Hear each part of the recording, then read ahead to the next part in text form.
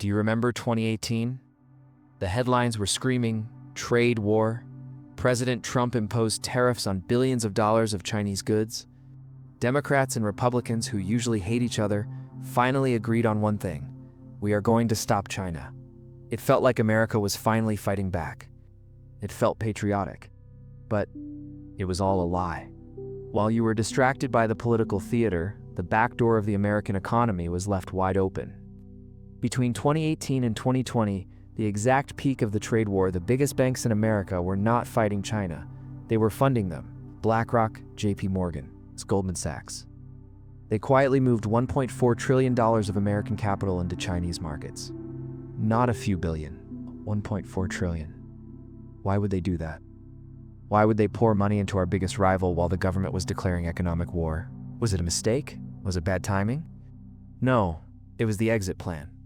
You see, the people who run the global financial system know something you don't. They know that the American empire has entered the final stage of a mathematical collapse. And just like rats fleeing a sinking ship, they are moving their wealth to the next vessel before this one goes under. This isn't just about money. This is a pattern that has repeated for 300 years. From the British Empire to Weimar Germany and now to you. Today we expose the great betrayal. To understand why your future is being sold to China, you have to understand the Parasite Cycle.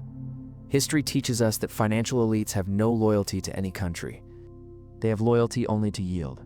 When an empire is rising, they build it up. But when an empire starts to die, they don't die with it. They loot it and move to the next one. Let's look at the British Empire. In the 1800s, Britain ruled the world. The pound sterling was the king of currencies. But by the late 19th century, the cracks started to appear. Britain had too much debt.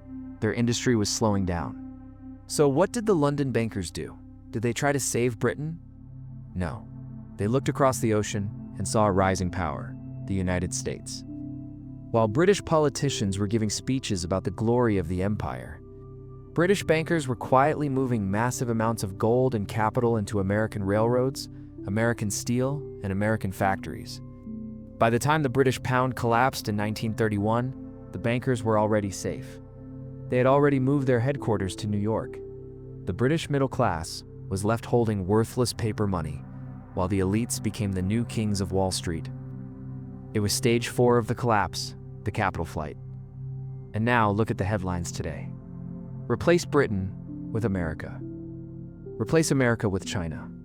The cycle isn't changing, only the location is. But if you want to know how ugly this gets for the common man, look at Germany in 1923. We all know the story of hyperinflation. Children playing with stacks of money because toys were too expensive. People burning cash for heat. But here's the part history books leave out. Who benefited? While the German middle class was being wiped out, foreign investors and smart elites were buying up the country for pennies. The collapse of the currency was a transfer mechanism.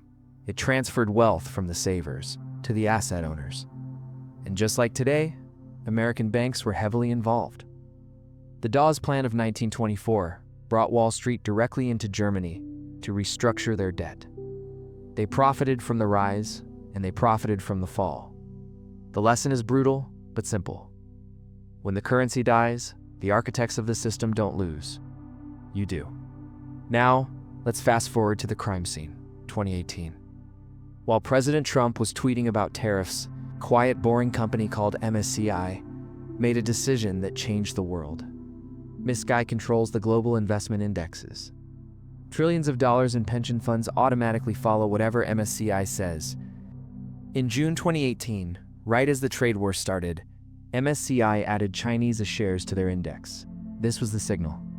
It forced American pension funds, your retirement money, to automatically start buying Chinese stocks. It was a funnel. While Washington put on a show of resistance, Wall Street opened the floodgates. BlackRock expanded its Chinese operations. JP Morgan got approval to own 100% of its securities business in China. Goldman Sachs increased its stake in Chinese joint ventures. In the peak year of the trade war, 2020, while the world was locked down and economies were crashing, Wall Street moved record amounts of capital into Beijing. They knew the US dollar was being diluted to death by the Federal Reserve's money printer. They saw the $34 trillion debt, as they saw the 98% devaluation since 1971. So, they did what they always do. They executed Stage 4. They are positioning themselves to own the next global superpower, using your money to build it. The trade war was just smoke and mirrors. Cannot fight a country while you are financing its rise. This is not a prediction. This is an observation of a machine that is already running. The 1.4 trillion has already left the building. The architects have made their choice. They've bet against the dollar. So what does that leave you with? It leaves you on the deck of the Titanic, listening to the band play, while the captain has already taken the last lifeboat. But you still have a choice. You can ignore the pattern and hope the politicians save you. Or you can recognize that the system is in Stage 4. You can stop holding the paper currency that they are abandoning. You can start building your own lifeboat with real assets, gold, Bitcoin, land, things that cannot be devalued by a dying empire. The transfer of wealth is happening. The only question is, will you be the victim or will you be prepared?